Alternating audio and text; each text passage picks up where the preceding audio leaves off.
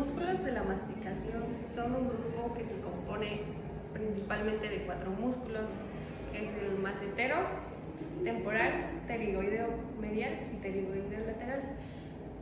Estos se encargan de masticar los alimentos, deglutir los alimentos y procesar el habla.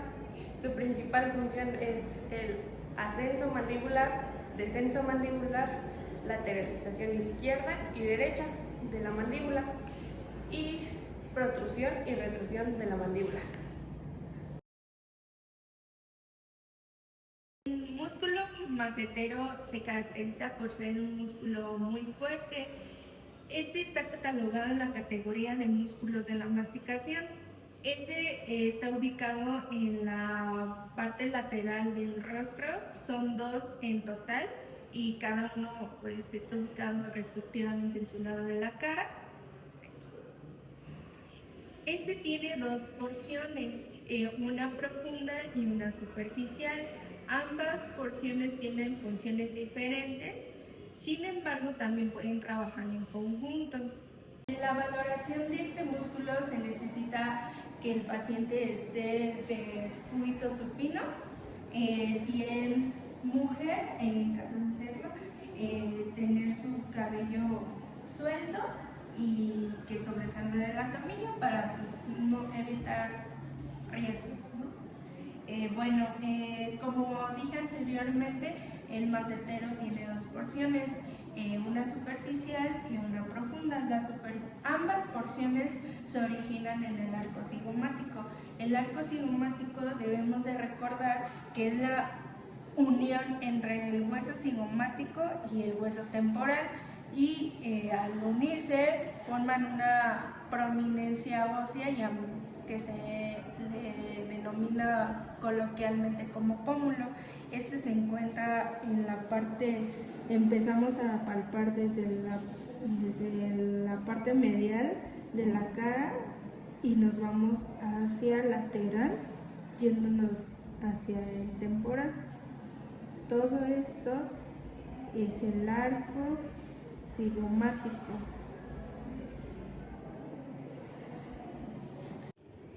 El macetero en su porción superficial, su inserción será el ángulo inferior de la mandíbula.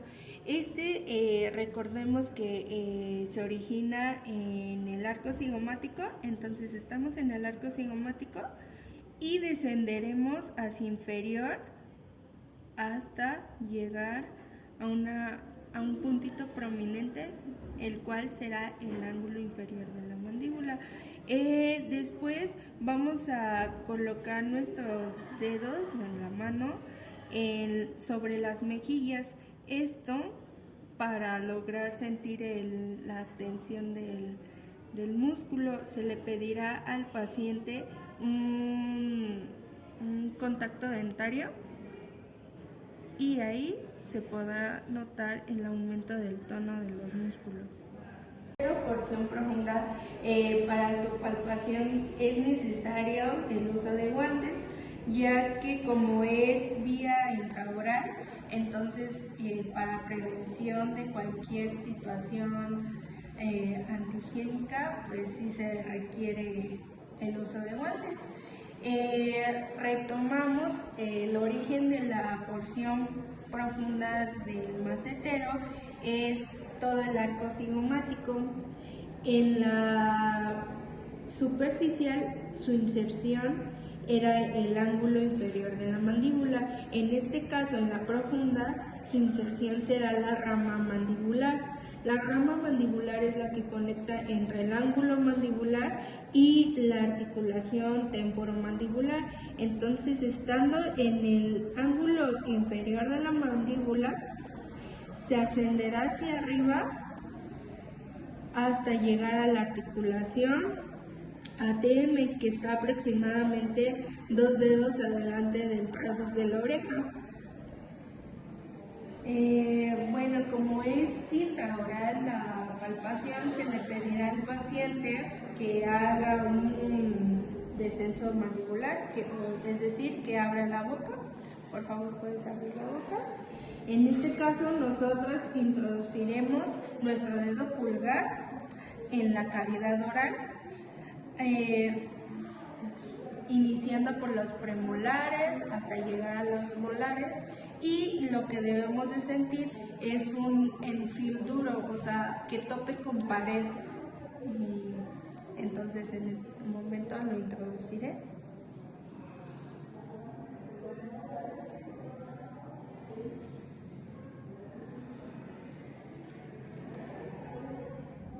Ya estando en su boca del paciente, debemos de sentir un enfil duro. Y con nuestros dedos sobrantes vamos a abrazar la mejilla del paciente y ahí debemos de sentir el tono del músculo. Para corroborar el tono se le pedirá al paciente un contacto dentario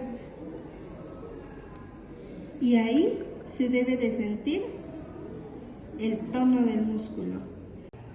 En cuestión de las funciones del macetero, ambas porciones lo que harán es el cerrar la boca, un ascenso mandibular. Entonces, el paciente abre boca y el macetero va a cerrar la boca, va a hacer un ascenso mandibular.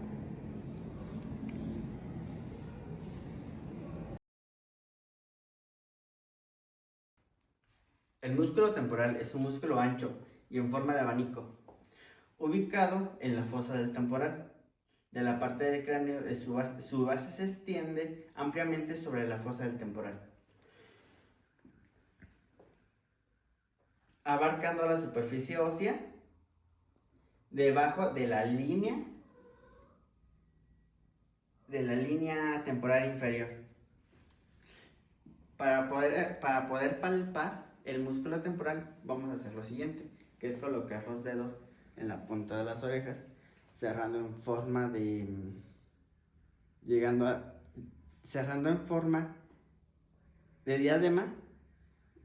hasta llegar hasta la línea coronal. Después de ahí vamos a empezar a descender hasta topar a la fosa temporal. Aquí la podemos ubicar ya que se siente como un tope. Toda esta parte abarcando todo esto de aquí, es el músculo temporal. La fibrosis temporal es una capa fibrosa fuerte que cubre la superficie externa y lo separa de la piel a través de un tejido conectivo. Sus fibras convergentes para la formación de un tendón rugoso que se extiende en el proceso de coronoides, que lo podemos ubicar en la parte de aquí de la mandíbula, y en el borde interior de la rama mandibular. La rama mandibular la podemos encontrar por la parte de aquí.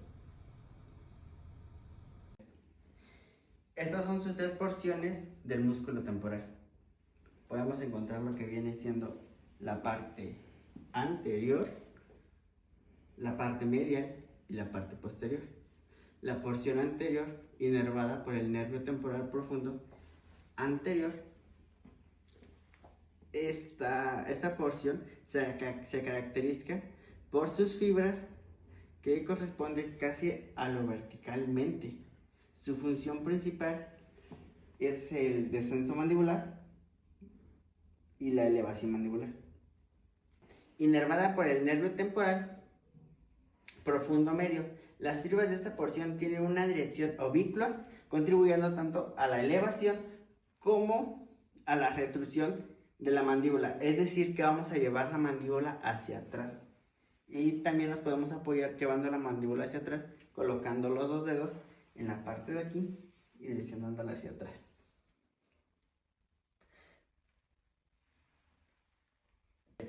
Porción posterior. Aquí podemos ubicar la porción posterior. Inervada por el nervio temporal profundo posterior, sus fibras corresponden casi horizontalmente, siendo la principal responsable de la contracción unilateral. Produce movimiento lateral de la mandíbula, es decir, que va a desplazar la mandíbula hacia el lado izquierdo y el lado derecho de la siguiente manera: izquierdo y derecho.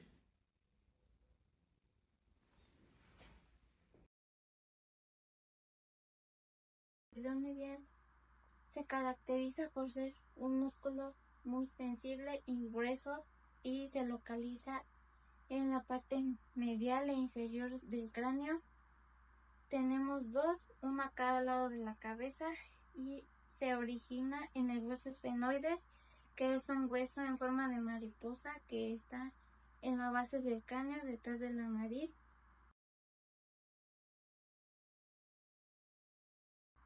Se inserta en la superficie interna del ángulo de la mandíbula. Su función es hacer un desplazamiento contralateral, un ascenso y una protusión.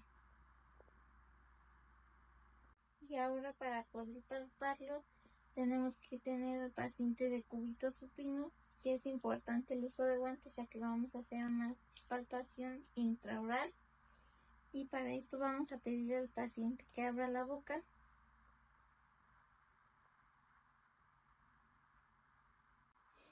Ahora con nuestro dedo pulgar vamos a ir hasta el último de los molares, y ya estando ahí vamos a hacer una rotación externa y vamos a pedir al paciente que haga una protusión, y inmediatamente vamos a sentir como el músculo se tensa y vamos a decirle al paciente si siente alguna molestia. Y pues ahí ya sería todo, y ahí estamos. Ese sería el pterigoideo medial.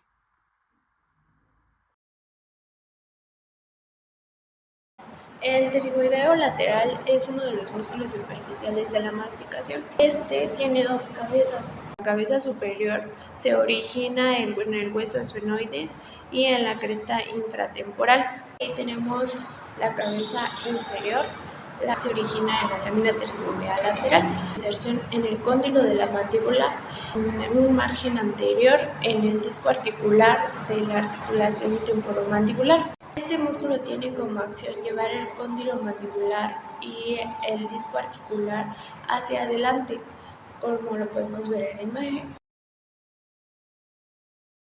La presencia de otros músculos, la palpación directa del pterigoideo lateral es algo difícil.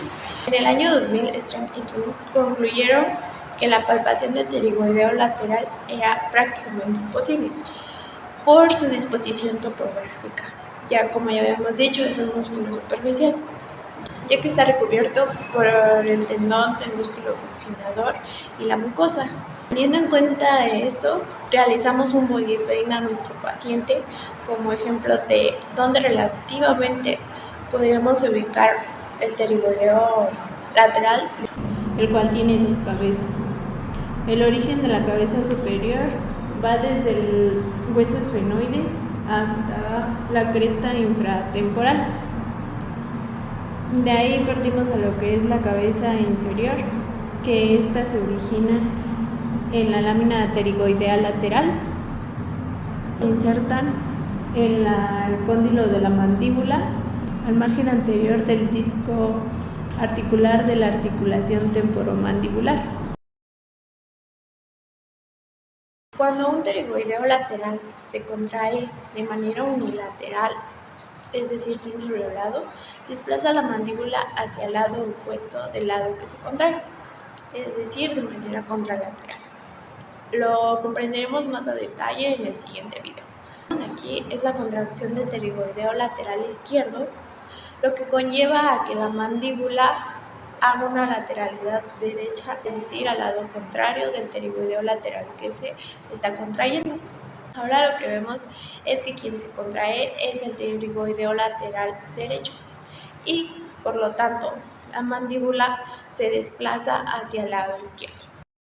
En esto consisten los movimientos de lateralidad del pterigoideo lateral. El pterigoideo lateral izquierdo se contrae de manera unilateral, la mandíbula hace un movimiento hacia el lado derecho, y si fuera el lado contrario, sería que el pterigoideo lateral derecho se contraiga de manera unilateral, la mandíbula hace una lateralización hacia el lado izquierdo. ¿Y qué pasa cuando se contraen los dos? Es decir, el pterigoideo lateral se contrae de manera bilateral. Al contraerse bilateralmente, empuja la mandíbula hacia adelante, lo que conocemos como protusión. Y lo podemos ver en nuestro paciente. Protusión.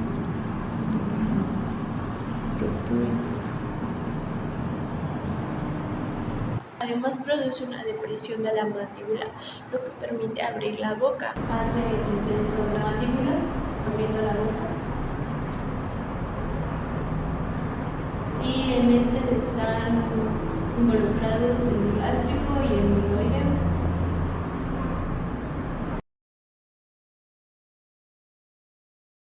El pterigoideo lateral es el principal músculo responsable de llevar la mandíbula hacia adelante, lo cual es importante para masticar y hablar.